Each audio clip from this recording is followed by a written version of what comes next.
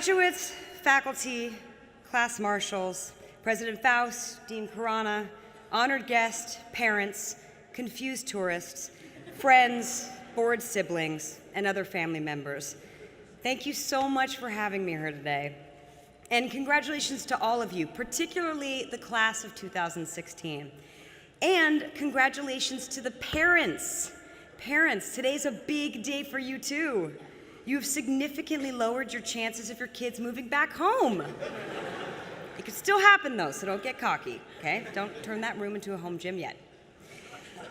When I first got the call to be the class day speaker, I was touched and thrilled, and I swelled with pride.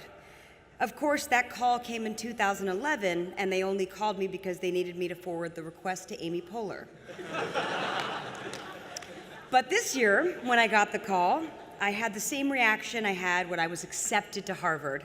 Wow, a bunch of people said no, and they had to go to the waiting list. That's true, I was on the waiting list. Nonetheless, this is a dream come true, so thank you for allowing me to be here today. I graduated from this esteemed establishment in 1997. 19 years ago, I was right where you are. I was poised to receive the highest collegiate honor in the world. So naturally, I slept through my alarm and was woken up by my boyfriend's roommate. Panicked and hungover, I checked my pager. That was cutting edge back then, by the way. And as I bolted to the yard, I threw on my cap and gown like I was in a John Hughes movie and made it just in time for commencement. I wish I could say a lot has changed since then. Fortunately, the exact same montage played out this morning, minus the cap and gown, plus a newly chronic knee problem, which slowed me down. And obviously, I have a much nicer pager now. Just standing here in Harvard Yard, I can easily transport myself back in time. I made so many wonderful memories here on this campus that will last a lifetime. Taking a quick power nap backstage at Sanders before an Opportunes jam, catching some truly impressive Z's in Lamont Library, falling asleep being anywhere near the Science Center. And then some non-sleep related memories, like pre-gaming for a 90s dance at Elliott House, which at the time we just called a dance. Hooking up with someone in Kirkland so I wouldn't have to walk all the way back to Courier. Hooking up with someone in Dunster A entry so I wouldn't have to walk all the way back to Dunster C entry. In short, I really took advantage of the best Harvard had to offer. By the way, I love that you guys always applaud for your houses. And I wanted to test that out and see if I could, say anything about any Harvard house and get applause. So let's try it out. Adam's house! What's up, Lowell? The fifth best house is Winthrop. Mather House, you're an eyesore. Really? That works? Wow, that's amazing. Yeah. And students, I know that you may be sad to be leaving college, and you should be, but if you're lucky, your memories will follow you forever. Even though they live all over the world, many of my closest friends are still the ones I made right here in the yard. And I've been lucky enough to work with several of them. For example, Michael Schur, class of 97, who was a writer on The Office, creator of Brooklyn Nine-Nine, and most important to me, creator of Parks and Recreation. But before all that, he was my first romantic co-star ever in the 1993 Leverett Old Library production of the not-so-classic play Love, Sex, and the IRS. The play opened every night with Mike and me making out on a couch. And 20 years later, Mike and I have birthed a rule-breaking, chestnut-haired, cunning, naive, sophisticated, newborn baby sunfish nurse named Ann Perkins. So the moral of the story is, if you make out with someone in Leverett Old Library, you're guaranteed at least a network sitcom. If you make out in Quincy Cube, you're lucky if you have a web series in your future. An extended suggestive hug in the Courier dining hall means nothing. You get nothing for that. Believe it or not, though, I didn't leave Harvard with ambitions to make it in Hollywood. No, I left Harvard to make history. And I'm proud to say you're watching history being made right now. Yes, ladies and gentlemen, it's true. I am the only second generation class day speaker at Harvard in the history of mankind. Thank you. Huge accomplishment today. And as they mentioned, my father, Quincy Jones, was my class day speaker in 1997. So, hopefully one of you graduates out there is my illegitimate child, and you will be up here speaking in 20 years. Don't laugh, it's possible. I was pretty hungover right about the time all of you were conceived. Just kidding, I don't have kids. Or do I? I don't. Maybe I do. No, seriously, I don't, and I really don't appreciate you pressuring me about this. As I look around, though, I'm reminded of not only how Harvard influenced me, but also how I influenced Harvard. I was always very outspoken politically. For example, there was an important, some would say, historic moment in 1995. My sophomore year, a frozen yogurt machine was installed in Courier House. As to be expected, lives were changed. And I just reread the inspirational quote I gave the Harvard Crimson about that froyo machine. It provides automatic gratification, says Rashida Jones, class of '97. All you have to do is pull down the lever. And that, my young friends, is what I'm here to tell you today. All you need to do in life, whoa. Everything okay? That's what I'm here to tell you today. All you have to do in life is pull down the lever. I'm just kidding. Could you imagine if I gave a whole speech about fro? You guys would be so bummed. Okay, and my illegitimate child would never get a chance to speak here in 2038 or whatever. So as you embark on your real-world journey and leave behind the ivy-covered, cereal-stocked dorms of Harvard, I do feel it's my responsibility to tell you something meaningful. Something that will not only inspire you, but also arm you with a key to unlocking future opportunities. After all, as Harvard graduates, this commencement is literally the only time anyone will be rooting for your success. America loves an underdog, and you are not underdogs. You are now the opposite of underdogs. It doesn't matter if your application was a sob story. It doesn't matter what financial and personal obstacles you've overcome. It doesn't matter if you're the first person in your family to graduate college and your grandma is crying right now. Tears of joy, tears of the American promise, tears of generations who sacrificed and lived and worked and died so that you could stand here and accept a diploma and fulfill a century's worth of dreams. No one cares. Because now you're Harvard graduates. Yes, you are overdogs. Get used to it. Anytime someone asks you where you went to school and you answer Harvard, they're gonna say, oh, Harvard, okay, I get it, you're smart, stop bragging. Everyone's just gonna assume that you went to college with Malia Obama even though you just missed her. So by the way, start practicing your lies right now about how you were her classmate. Oh, Malia, yeah, we were really close. We took Ec 10 together, which is a very intimate class. And I remember saying to Malia, I bet you learned a thing or two about economics at the White House. We had a good laugh, Malia and I. She's great. And yet, as you head out into the world with this insane head start, you're still gonna need advice because you're idiots. I'm sorry, it's true. I didn't know it either at 21, but it's true. If it weren't true, why wouldn't you have chosen to go to Stanford, where the weather is sick and it's right next door to Silicon Valley? And you could have just used your student population as beta testers for some awesome new app and then sold it right there. It's just a car right away. Not only did you not pick the right school, you actually chose to graduate from it. No one successful graduates from Harvard. As mentioned, Matt Damon, William Randolph Hearst, Bonnie Raitt, Bill Gates, Mark Zuckerberg, dropouts. Can you name anyone cool who did graduate from Harvard? No, I looked it up, and there's not a single example of a successful person that graduated from Harvard. But Rashida, you may ask, what about you? Sure, fine, I'm doing all right. But Zuckerberg is doing real all right. He's killing it. Just because you made this stupid mistake of graduating from Harvard doesn't mean you can't fix it. You're young, you have time. You're thinking, I'm only 21, let me enjoy my life a little. Sure, enjoy your life, but just remember that 17,000 vape hits later, 20 years will have passed, and you will be asking yourself giant questions about work-life balance, priorities and passion, meaning and direction. and you will be both empowered and constrained by the choices you make and the ones you don't make the minute you walk out of this yard. So my self-imposed job today is to spare you from the midlife crisis that is silently and patiently waiting for you in your 40s. This may not sound like a pressing issue today as you prepare to enter the land of adult responsibility, but every move you make from now on is creating the map, the foundation on which you build upon for your whole life.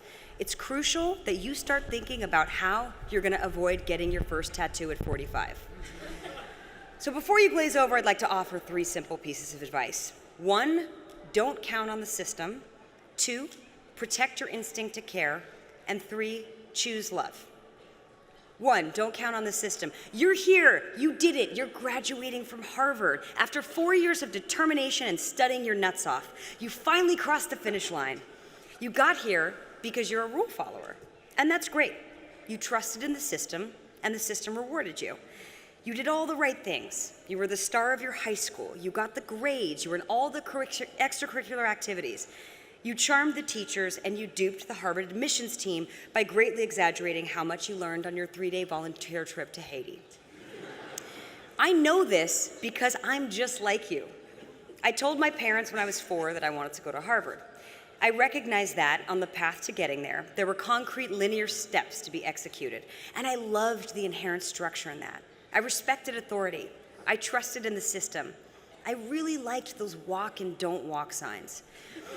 I believed that I would always find wise, experienced people at the helm of well-run and fair enterprises, and that these people would exercise power and distribute opportunity with thoughtfulness and nobility, and that I couldn't possibly understand the complexities of their process. There would always be a collective that would know more than I. And even if I didn't have empirical proof that I should trust in them fully and wholly, I just had to, because that's just the way things worked. After graduating, I spent the next 10 years enjoying a decent amount of success as an actress.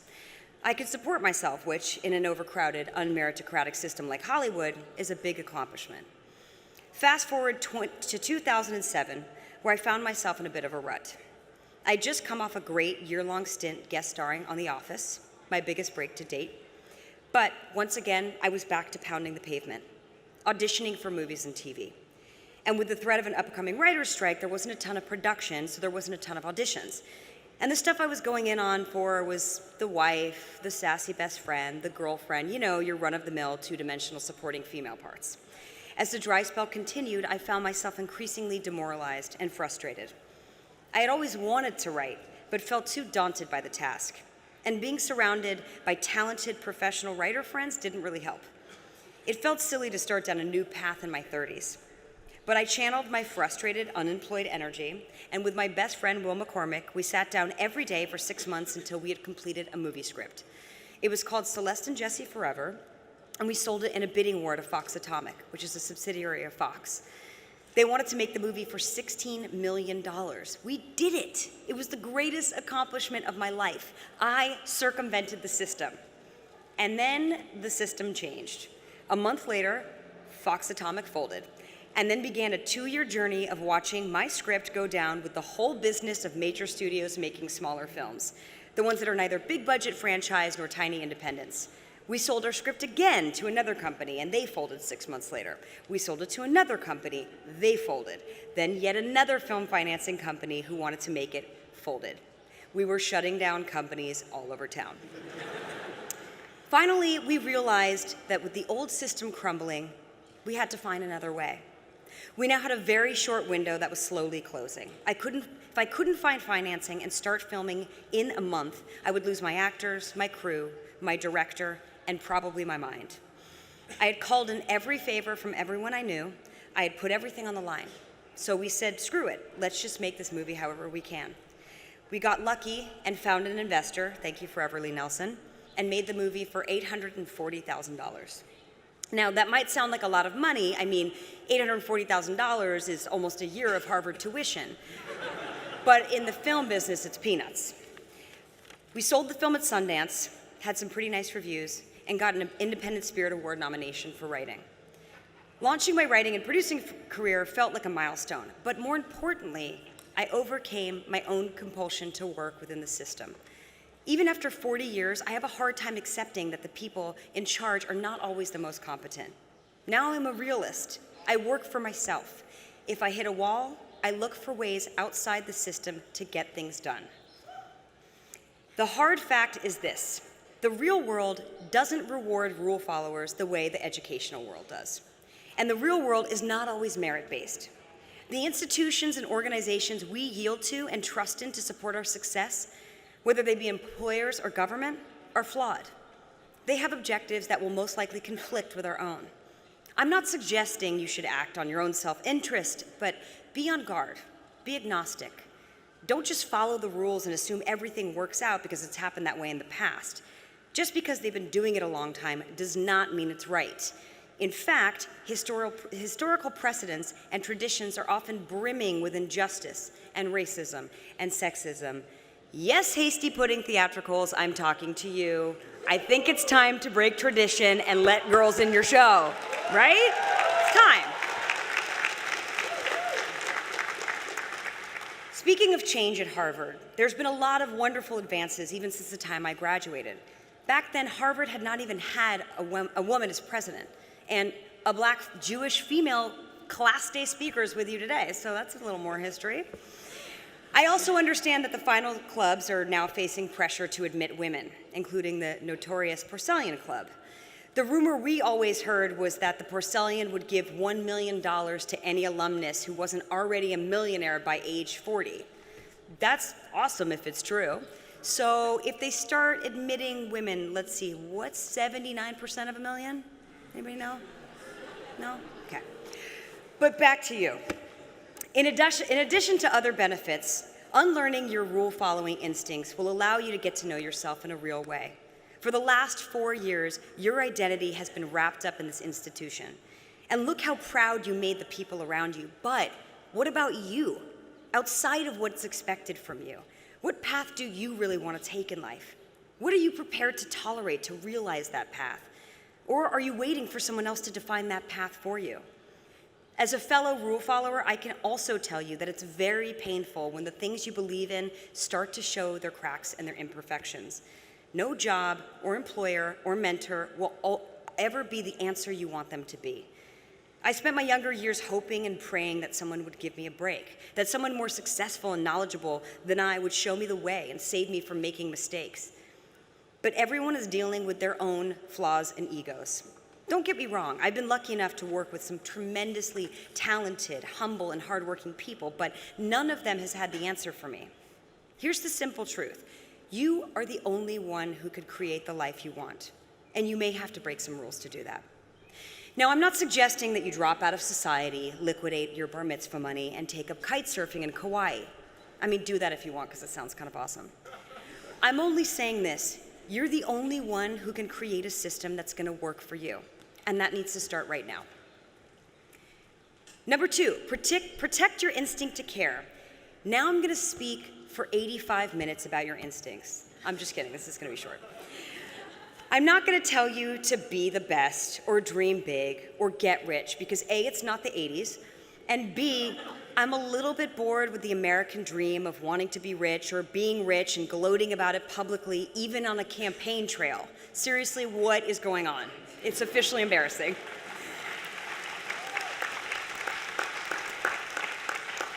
So I'm here to challenge you with a different kind of responsibility. A couple of years ago, in expressing concern about the worldwide policies towards the ongoing refugee crisis, Pope Francis coined the phrase, the globalization of indifference. Indifference is an insidious and toxic state of mind. For your information, there are 60 million displaced or internally displaced refugees worldwide. That's 60 million people who can't return to their home. We shouldn't be indifferent about that. Unfortunately, the world you've inherited is beat down and polarized and fraught with conflict. We as humans are not great at learning from our collective mistakes, but it's nothing we can't recover from. It will take a generation of compassion and empathy and action to make it happen, and that's where you come in. Having compassion and focus is becoming increasingly more difficult in the information age because there's a lot of information. It's hard to care about something for very long because before you know it, there's an even newer breaking news story, or the ding of an email, or a Facebook notification begging for you to care about it. Changing focus quickly is now a required survival skill. The good thing about the internet is that everyone has a voice. Yay! The bad thing about the internet is that everybody has a voice. Boo! There's space carved out for the whole spectrum. This disenfranchised, marginal groups who finally have a platform to talk about the injustice they've endured, but also the hateful, the anonymous, and the uninformed. And unfortunately, those voices are loud. In the face of all that noise, it's harder than ever to stay committed to do the things you really care about. But don't be distracted. Do not be dissuaded. Do not be discouraged. Keep caring. It's not enough to talk amongst your friends about the problems you see in the world. Now is the time to be vocal. Now is the time to be loud, louder than the loudest troll on the internet. And if that's not in your nature, too bad. Get louder. We need it right now. As a college-educated, worldly young person, you are obligated to be loud, to rise above the fear-mongering and bigotry and misinformation, to make yourself heard through all the noise. And you can be heard. It's possible. The way to really be heard is to do even more than you say. People tend to find it a little annoying for celebrities to be vocal about politics. And I get it. I know. I'm an actress. I'm not a world leader. And the line of reasoning is, these bright, shiny objects get more airtime, not because they're more informed or they're any smarter, but just because they played some badass hero in a movie and they think they know everything. I've often been told by trolls to stick to acting or to shut up because I'm a stupid celebrity. But you know what? I don't care. I don't care. There's too much to fight for. The equality and respect that people before us have fought for and the laws put in place to protect these things are at risk of slipping away. Young, unarmed black men are being killed in record numbers. States are passing laws that are systematically stripping away women's reproductive rights. A presidential candidate is encouraging his supporters to be violent and racist and wants to ensure that there are no gun-free zones in this country. While we're distracted with pretty Instagram shots of coffee and celebrity breakups, our freedoms are at risk of slipping away. And to me, this issue is more important than smiling pretty and talking about how much fun I had on a movie set. I am aware this could make me unlikable. I'm aware that being political could open me up to criticism. And look, every one of us wants to be liked. It sucks to have people say awful things about you. I mean, no human is immune to that except maybe Donald Trump. I'm not sure he's human, so we'll see. All this to say, care about what matters to you. And don't let complacency or feeling overwhelmed or the haters distract you from this. It's too important. As my dear friend, who I've never met before, DJ Khaled says, they don't want you to win, so you have to win by caring. That's what he means when he says win. He wants you to care. I want you to care, whatever, you know what I mean. Protect your instinct to care. Choose love. My dad has given me some remarkable advice over the years. Actually, just a couple hours ago, he said something profound. He said, honey, in your speech today, make sure you mention my remarkable advice. He has told me you can't get an A if you're afraid of getting an F. He has told me to approach work with humility and grace because I'm really just a conduit for a higher power. He has told me to live every day like it's your last, and one day you'll be right. A piece of advice that becomes scarily more meaningful to me as the older I get. But maybe the best advice he's ever given me is to live in love and not fear. It sounded like a parental platitude when I first heard it. But then I started to apply that paradigm to every decision I made. All of a sudden, I was asking myself where my decision-making was coming from. Was I scared to disappoint people? Was I scared to fail? Was I scared I wasn't up to the task? Or was I excited and nervous about the unknown? Did I picture myself possibly pushing past what I thought my limitations were? We have to consciously choose love because it's scary. Choosing love is not always the easiest answer, and it doesn't always put you on the clearest path. Choosing love is inexorably tied to taking risk. And what this actually means to you, I can't ever know because it's different for everyone. What you love is so personal. What inspires you, what makes you tick. So I can only say, when big decisions pop up, get quiet, real quiet, and listen. Turn off your phone, turn off your computer, and listen to your true heart. Hear the thing that makes you feel sick with excitement and scares you because you know you'll learn, and do that thing. So just to review, because I think maybe some of you are hungover or maybe have been asleep for a little bit, here's what's going to stave off your midlife crisis. 1, don't count on the system, count on yourself. 2, protect your instincts and do it loudly. 3, choose love, even if it's scary sometimes. There's still plenty of reason to be optimistic about your future. The world you're inheriting has less violence, longer life expectancy, more available education, more ways to stay in touch with the people you love, more good television shows, and more flavors of gum than ever before in the history of the world. But there's still so much work to be done by you, and it's totally possible, but it's not enough to talk about it. Question everything, yes, absolutely, but then figure out how to change it. You must act, stay curious, stay empathetic, stay fearless, become a loud and fervent participant in your world. To the members of the graduating class of 2016 and the dropouts who were too successful to be here with us today, I guess what I'm really getting at goes back to this. Pull down that lever. Get your froyo, graduates. Thank you very much.